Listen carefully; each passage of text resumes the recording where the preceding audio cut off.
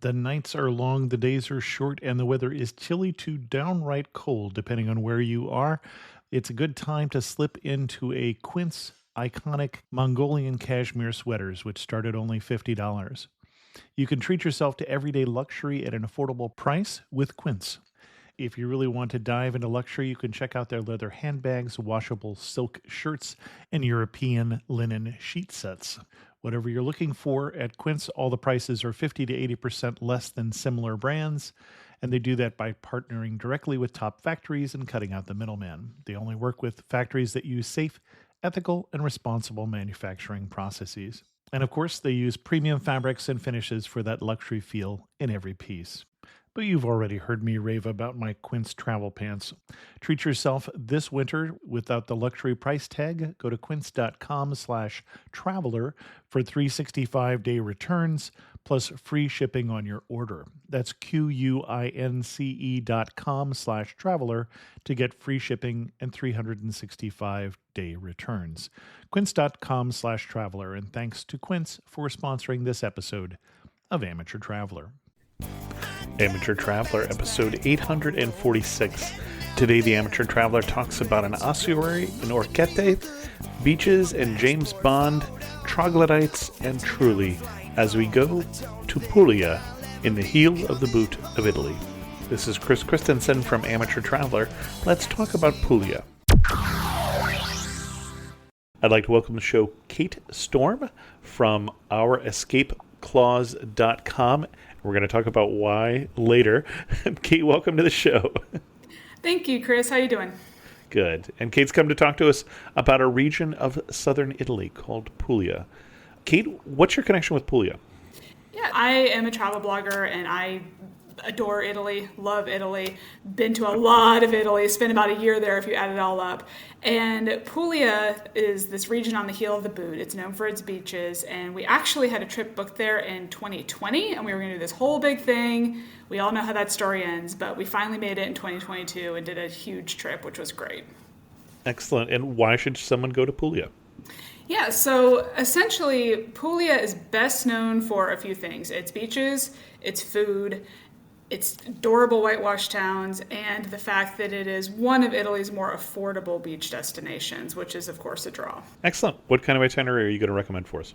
Yeah, so there's basically two ways to structure a one-week trip to Puglia. So I'm going to talk about the way that involves moving around more, but also in the back of your mind, just keep in mind that if you want to see a smaller section of it, renting an apartment for a week in one of these beach towns and day tripping can be done. Most of these places are within an hour or two of each other. It's just not that far of a distance. Okay. So essentially in Puglia, you're going to want to see a few things. You're going to want to hit the beach. You're going to want to see some history. You're going to want to hit one of the 2 UNESCO World Heritage Sites at least, and you're going to want to relax. So what I would recommend, and a version of what we ended up doing condensed into 1 week, is to start in Monopoli, which is a beautiful whitewash town not far from Bari, which makes it easy to get to. And Bari, the capital of Puglia. Bari is the capital of Puglia, yes, one of the easiest places to get to by plane or train. Then head out to Alberobello for a night, which is home to the Trulli houses that are one of Puglia's UNESCO World Heritage Sites. Maybe spend a night in one of those. And then head down further south to the Salento subregion and base yourself in Otranto, which has a lot of great day trips and swimming nearby. Okay. So you started us in, I always want to call it Monopoly. Me too. I'm trying really hard not to. Monopoly. Yeah. Yes. So essentially, if you're going to arrive in Puglia, and let's say that you're flying over from the U.S., there's basically 2 ways to do that. You can either fly into a major transportation center like Rome and Milan and take a high-speed train down to Bari, or you can fly right into Bari if you feel like springing for those plane tickets. It's a great place to rent a car, pick one up. You can do this itinerary without a car, but your life is going to be much easier if you rent a small car and then just hop on the road, drive the 40 minutes down to Monopoli, and stick your toes, not so much in the sand, but off the rocky shore. Okay. And this is not going to be flat. So for driving, you've got to be able to drive hills, I'm assuming. Yes and no. So up in the Okay. Itria Valley area, which is where you're going to find Alberobello, there are some hills, but it's not a particularly mountainous region. It's actually some of the easiest driving that we've done in Italy. I would Interesting. Okay. say, yeah, maybe even a little easier than Tuscany, way easier than somewhere like Sicily. It's just not that crowded. Now, if you go on August 15th, maybe it is. Outside of that, you have 2-lane roads to yourself. They're pretty well marked. GPS does well. It's pretty relaxing driving. And you say if you go in August, it's going to be crowded because it is a popular destination for Italians, among other Europeans, to go Right. in August. Exactly. So, as some of your listeners may be familiar with, August is beach and/or mountain vacation month in Europe. So, it's going to be the most competitive time to be at any beach destination, fully included. And August 15th is the official Ferragosto, which is Italy's official beach holiday, and that in particular is going to be just absolute madness. How did I not know that Italy had an official beach holiday? Okay. Yeah, it's a long story. It dates back to the fascist days, but and I think it has a history beyond that too. But yeah, that whole month is going to be intense, but I wouldn't go in the middle for sure. Okay. Got it. Yeah. So And you've got then us getting a car, driving down to Monopoli. yes. And Monopoli makes a great first base. You've got really cute little piazzas, the remains of some castle walls that you can walk along the water. It's called a lungomare. There's a few of those in Puglia. You have some great gelata. I think there was one called Bella Blue that we particularly enjoyed. And you also have access to a lot of the most popular places in Puglia via day trip, including Polignano al Mare, which is the beach in Puglia that you have seen a picture of if you've seen any pictures of this region. Okay. It just because it's a very pretty beach. It's very pretty. It's a very small beach, actually. I don't really recommend going to the beach there in the summer. It's full of big rocks and pebbles, but it's situated between 2 rocky cliffs, and the houses are perched on top of them, so it has this very beautiful overlook. Yeah, and it's one of the most picturesque places in the region. So you're not recommending we go there necessarily. You're recommending instead we. They're literally 15 minutes apart. So Okay. personally, with my travel style, I prefer to be in a little bit more of a relaxed town to sleep. A little easier to get in and out. But yeah, bus, train, car, you can get up there and very quickly. That's Got it. Okay. So it's in between Bari and and Monopoli, correct? Monopoli. Yes. Yes, it is. Got it. Yeah. It's also one of the most popular places for boat tours. You can do those a lot of places in Puglia, but Polignano al Mare in particular, it has those great cliffs. So it's a very popular place to visit. Okay. So we're day tripping up to Polignano al Mare. Yes. Yeah, I would go ahead and go up there personally. And then Monopoli itself is beautiful, but you can really see a lot of the quote-unquote attractions because these are small towns in terms of like churches or Giuseppe Garibaldi and so on in the mornings and evenings before and after your day trips. So Okay. I would actually take a second day in Monopoli and I would go out to a Lido, which is an Italian beach club. And they are everywhere on the coast. The entire coast is completely covered in them. They are pay to access, which is unusual for us Americans, but it's very normal in Italy. You rent Right. your chairs for the day. You have a bar there, you have drinks, you've got a restaurant, and you just relax because that is a big part of what Puglia is about. And do you have a favorite beach club of the many there? I can go ahead and give you the name of the one we went to, which I did enjoy. I hope that I saved that. No, honestly, it didn't make enough of an impression on us to make my notes list. I apologize. But really, there's just That does a lot. yeah. It was nice. It was, but it's like going to a bar in Italy, like to go out for a coffee. It's not necessarily something that you pick and choose between. They're just sort of there. Okay. Yeah. Yeah, but there are a lot to choose from. If you do want to swim for free, there are some free beaches right along the edge of Monopoli. They are small, but you'll see people anywhere on the coast. Like if you can get in the water, if there's a rock or a sandbar, there's people who are throwing down towels there. Like you drive down the road and you just see random people pulling off to go swim. Okay. Yeah. And in terms of swimming in the water here, so we're not necessarily recommending you're coming in August, but we're recommending you're coming when you can swim in this would be the Adriatic. When Yes. do you recommend people come? So, personally, I think that June is the ideal month to go to the beach in Italy Okay. because the Italians really haven't started yet, but it's warm enough. July is going to be busier, but not as bad as August, and May and September are both doable as well, especially for May if you are from a colder climate. I'm from Texas. I can't Okay. do it, but a lot of people do. Yeah.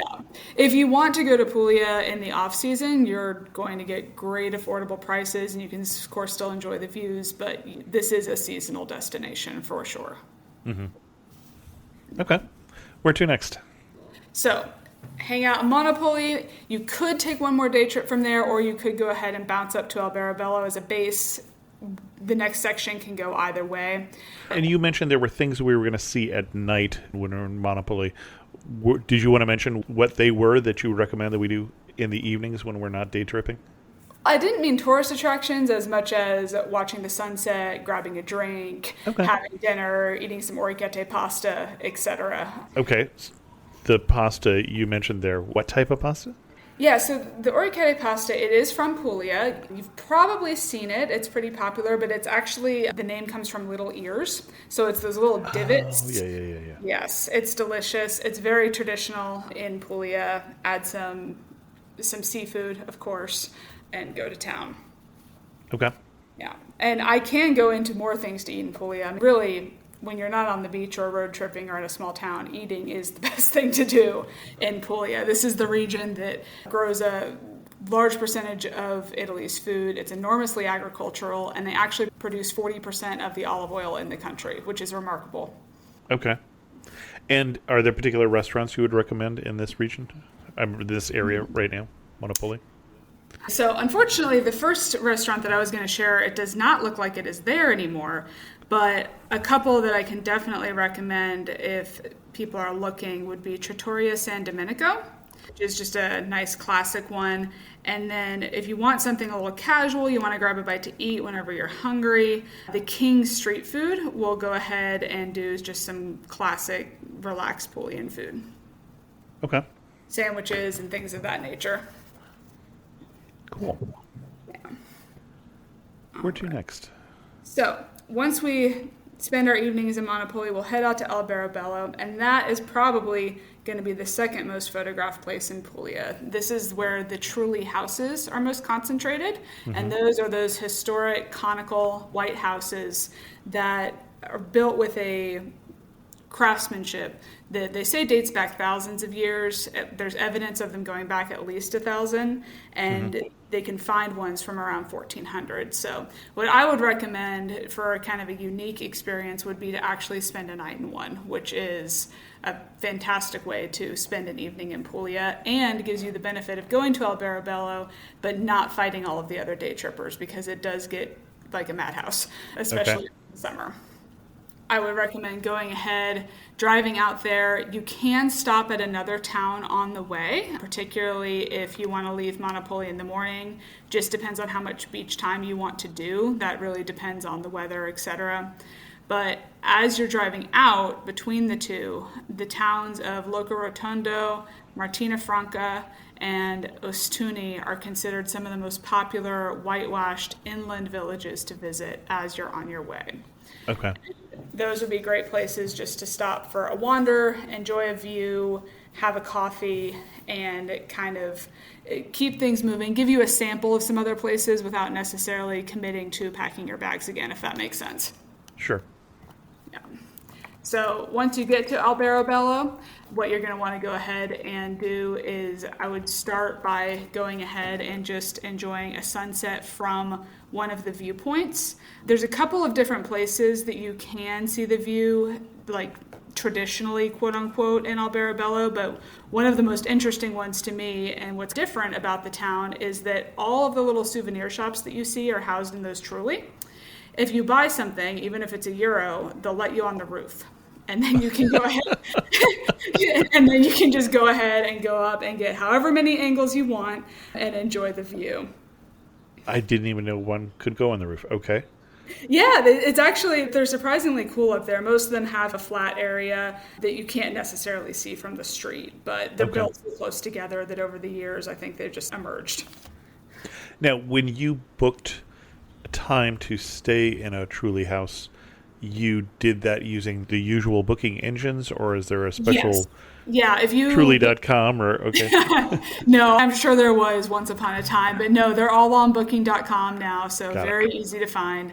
I did go ahead and look it up just out of curiosity for your listeners, and we spent one night out there right in the center of town. Wonderful host, just the nicest man.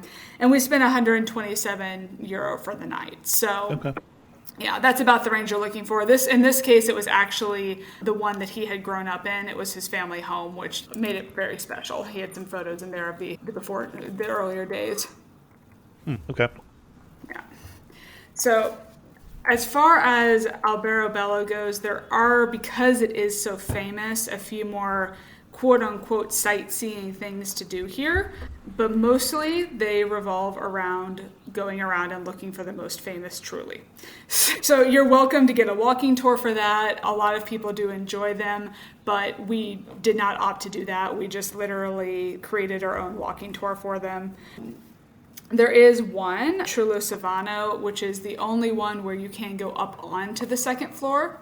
The way that they're built, they all have storage in the top, but most places you can't go up them. And then, yeah, there's all kinds of little quirky ones. The Trullo Siamese, which are two that are tied together, that sort of thing. Okay. There are also a few churches in town. Of course, the one that is in the form of a Trullo is going to be the most popular. Okay. All right. That makes sense. Yeah. Yeah. But in general, it's a very relaxed place as long as you are not there in the middle of the day. Then, if it is the summer, it is just incredibly hot and incredibly crowded. So, I would highly recommend if you do spend a night there to get an early start in the morning and try to enjoy wandering through the town before day trippers begin. Okay. Which would be like 9, 10 o'clock. Yeah, maybe closer to 10. Puglia is Okay. not a very early rising type of place, but it truly does get hot. If you're taking a summer trip, the downside is that while the beach weather will be nice, when you're in the inland here in the Itria Valley, you are going to sweat. So be prepared for that. Okay. Yeah. I did have one restaurant that I wanted to mention here too before we move on, Chris. The Ristorante Il Pianacolo. We had a great meal there and got to eat outside overlooking all of the rooftops of the Truly, which is really what you're in Alberobello to do. Got it. All right. I'm mentioning spending one night in Alberobello, but I do want to just mention for your listeners one possible variation. Again, the interesting thing about Puglia is that you are in a situation where if everything's perfect on the coast for swimming, things are going to be hot in the inland and vice versa. But if you want to try to balance that and you're just like, you know what, I'm going to do everything, I'm only here, which is how I tend to go, I would actually go ahead and take a day, whether or not you want to spend a night there or you just want to take a day trip from Alberobello, and I would head out to Matera, which is actually in the region of Basilicata, not in Puglia at all, but it is just over the border and it is one of the most unique places in Italy, so it's popularly included on Puglia itineraries, and I do think it's worth visiting. Okay. Yeah. And you say unique. I don't know what to expect there. Yeah, so essentially, it's truly a long story with Matera because there's about 8,000 years of human civilization there. But fast forward to the 20th century, and you have can be interesting and topical for us. So essentially, Matera is built into the cliff. It's built into caves in this inland valley. So it creates these incredible views, and it's full of cave homes and shops, which is how people lived for thousands and thousands of years with varying levels of success. So if you picture just this completely brown washed town, it's not a desert, but in the summer, like it looks that way. We're not talking about a lot of greenery or anything here. Fast forward to the middle of the 20th century, Mussolini decided that people living in dark caves without electricity was not a great idea, and he christened it the shame of Italy, and attempted to go ahead and empty the cave homes, which are called sassi. And that project wasn't actually completed until decades later, but at that point in 1953, they started really forcibly moving people out of these homes, which was obviously deeply controversial, and they moved them into the surrounding quote-unquote new city, new by Italian standards, not new. And as a result, basically this city was completely emptied. Jump forward another 50, 60 years, and what do? We do something that we do all over the world. We decide that these places are really cool, and we turn them into boutique hotels. So now some people have moved back into the city, though really it's now become a tourist attraction. So it's a very interesting place to visit. It's got a lot of dark, sad history, but also this long tale of human history. And for those who are interested, it's also a big filming location. So, I was going to say, I saw a picture of it, and I'm like, I know this place. Yes, yeah. They use it for a lot of quote-unquote historical things. I believe The Passion of the Christ was filmed there. That's what I was saying. Yeah. So it's, and I think, I haven't actually seen this yet, but I think one of the newer James Bond movies also filmed there. That was what I looked at it, and I thought it looked like the new James Bond movie. I haven't seen that, whether that was true, but yes. Yeah. Okay. Yeah. So personally, I think it's definitely worth visiting, but I do have to warn your listeners, we visited at the end of June, and we unfortunately got a cave hotel that, while beautiful and had this gorgeous balcony where we took these amazing photos, did not have working AC. So it was a long trip to Matera, but if you're willing to brave the heat, drink lots of water, wear sunscreen, it's definitely worth visiting. If you're flying all the way to Puglia, you're not going to regret going. No. Ah, bon chien. Bonjour, je suis Theo, a tour leader with Explore. And this is Punti. He's helping us find truffles under the trees next to this beautiful vineyard. Maybe for tomorrow's cooking class? Oui, call c'est million heure. Parfait. C'est million o'clock. Not everyone gets to enjoy a Bordeaux sunset this way, but you will if you explore. No, Punti. Search exploreworldwide.com and don't just travel. Explore. So that side trip done, either as a day trip or if you want to spend the night one of the Sassy like we did, also an option. It just depends on how much you want to pack. If after those couple of nights, however, in the inland, like us, you're probably going to be ready to go back to the sea. So, Well, and we should say this isn't going to come as a surprise for anybody. This is also a UNESCO World Heritage Site. oh yes, of course, I should have mentioned that. It is. And while you're there, I wouldn't necessarily recommend hiking in the summer, but visiting the churches and viewpoints is definitely worth it. If you want to hike, come in February. Okay. Yeah. Although you come in December, I see pictures of it completely covered in snow. So Yes, yeah, there are it has seasons. Yes, maybe October. I always say that's the perfect month to be in Italy. But as far as the rest of your week goes, I would definitely book it back to the sea. And personally, there's a few towns from the far south you can stay in, but I am partial to Otranto. Beautiful town, has a castle, beaches right in the center of town. It's a great place to base yourself and take some day trips. Okay. Yeah. So essentially, I would go ahead. When you get there, you're just going to want to go get in the water, like, honestly, after the last couple of days, which you can do right in the center of town, like right outside of the historic center. There are several public beaches. You can either go to the Lido, as we discussed before, or you can go to the smaller free beach that's right there. Got it. And we're no longer on the Aegean. We're no longer on the Eastern. Adriatic, no. On the Adriatic. Sorry. Yeah, that's okay. Doing a trip to Greeks coming up here in a month, so I've got Aegean on my mind. It's on yes, the we're no mind. longer in the Adriatic here, but No. we're in the Ionian, I think. Yes, I believe just the tip of it there where they start to meet together. Absolutely beautiful water, and once you sufficiently cool off to be able to think that sightseeing is fun again, they have a gorgeous Duomo in the center of town. It was once a mosque, and it has this wonderful mosaic floor. It also has one of those interesting chapels that you see throughout Italy that's decorated with human remains, which can be very interesting. It's called the Chapel of Martyrs, and it dates to, I believe, a Turkish invasion long ago. Okay. Yeah. So Interesting. It used to be a mosque, so I'm guessing this used to be home for Saracen pirates at that point. So you're also going to see right around here, there's one of the best beaches in Puglia right outside of town. It's actually called the Bay of Turkey, which is not a reference to the beautiful Lidos that are there now, but a reference to former invasion. So there's a lot of history here, like Sicily. If you can name it, and they ruled the Mediterranean at some point, they once controlled this area. Got it. Yeah, I would also recommend definitely checking out the castle. The Aragonese Castle was built, of course, to defend Otranto during this great time of everyone wanting to control these waters in and out of Italy. It is not related, if you read old Gothic stories, I thought this was interesting, to the Castle of Otranto, the book. Are you familiar with that, Chris? I am not familiar with the book.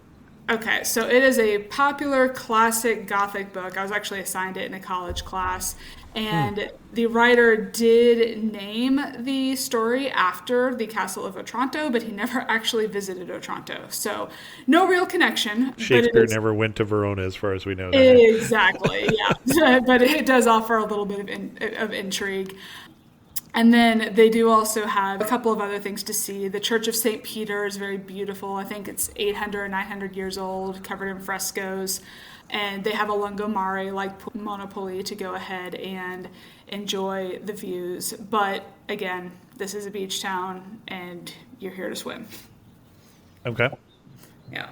So as far as that goes, I mentioned the Bay of Turkey. That's just outside of town. Great place to go swimming. But I did want to mention one other place, Chris, and that is the Cave of Poetry, or the Grotto della Poesia, which is about 20-30-minute drive outside of town in a pretty rural area in Puglia. Okay. Not really quite sure how to describe it. It is a sea cave in the sense, but if you've ever been to the Yucatan and you're familiar with a cenote, it looks like that. So you've got these karst formations and this giant, like, naturally made swimming hole. There's a short little cave you can swim through, and it's just a fun, very unique place to be. And there are also some historic ruins that are just outside of it, so you can never forget you're in Italy. Okay. Yeah. And the history of one of those peoples who used to be here. Yes, exactly. I believe it's Roman, but I would have to double check that. Romans were here for sure. Yes, yeah, that one we're pretty sure about. Yeah. Excellent. Where to next?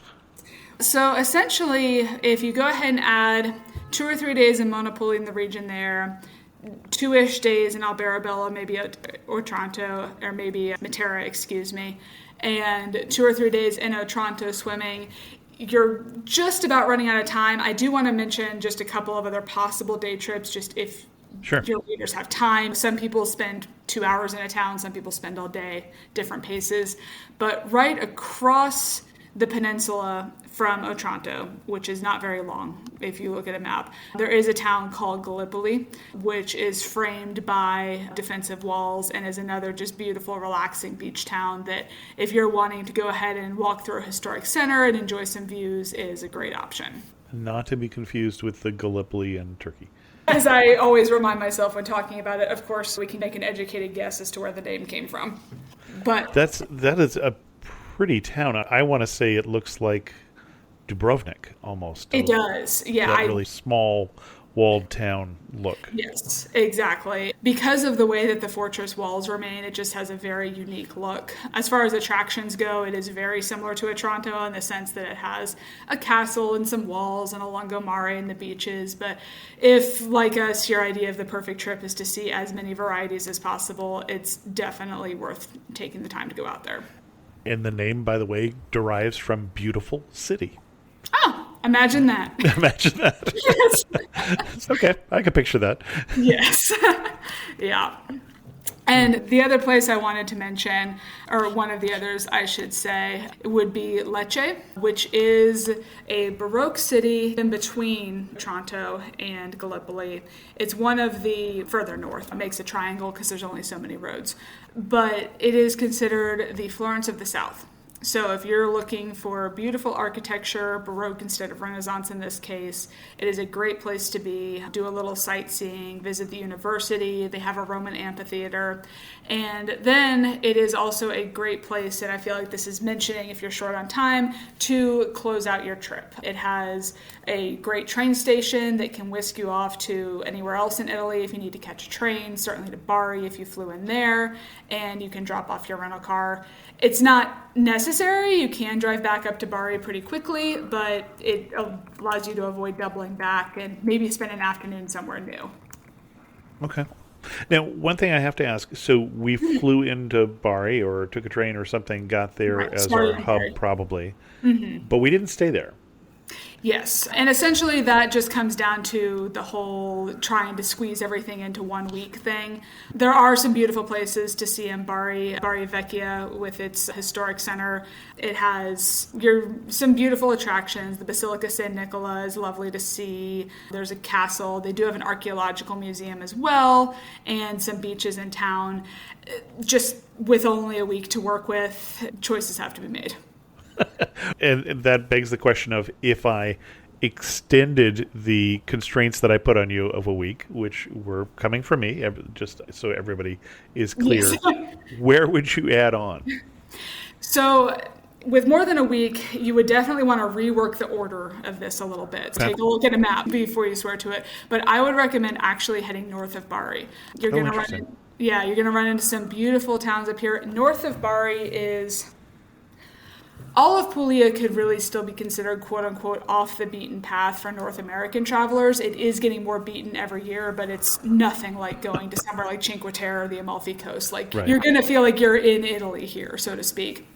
But if you head north of Bari, you're going even further off the beaten path. So I would definitely recommend going up to a town called Trani, which is not very far north of Bari at all, which is another one of those picturesque towns, and then heading over to Gargano National Park, which is this beautiful national park with these gorgeous caves and cliffs and rock formations that is a wonderful place for boat tours. There's a little town called Vieste right on the edge of it with this beautiful, I guess you just call it a peninsula that just like juts out to sea and creates absolutely beautiful views. Got it. So Treni is another coastal town. It is, yes. And it's basically, if you're driving up to Gargano National Park from Bari, you'll get pretty close to it. It's definitely worth a visit. Got it. And peninsula, I think, would be the right term. Yes.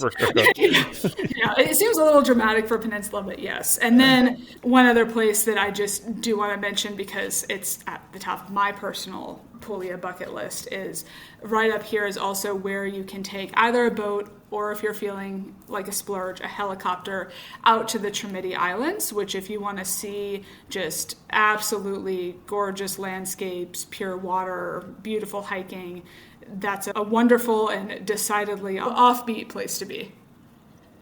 Okay, and these are not on my radar at all. Okay. I would desperately like to go. Unfortunately, I can't speak to them too much personally because they are still on my own personal bucket list, but that will be soon, I hope. Okay, Yeah. Excellent. Is there anything else that you want to tell people in terms of if they're going to go to Puglia, here's something they need to know?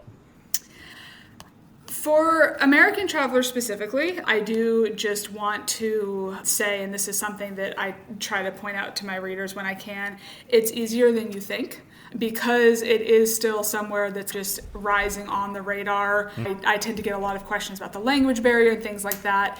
It's a very relaxed place to be, more relaxed in many ways than going to somewhere like the Amalfi Coast. And I think you'll find yourself getting there and being like, oh, this is not very intimidating at all. I found that spending some time with Learning the Car Italian Yes. helped me get around Italy for a while.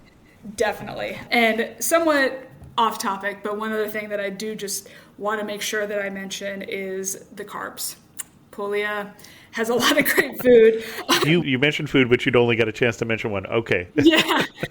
They have a lot of cheese and a lot of different carbs, but a couple of my favorites that I actually now try to source all over Italy where I can. Pasticciotto would be their version of an Italian breakfast pastry. So these are going to be little oval cakes They tend, like a cornetto further north, to be stuffed with either Nutella or jam or something along those lines, but they're made with ricotta cheese. So it's a lot richer than you expect if you're expecting a bread product.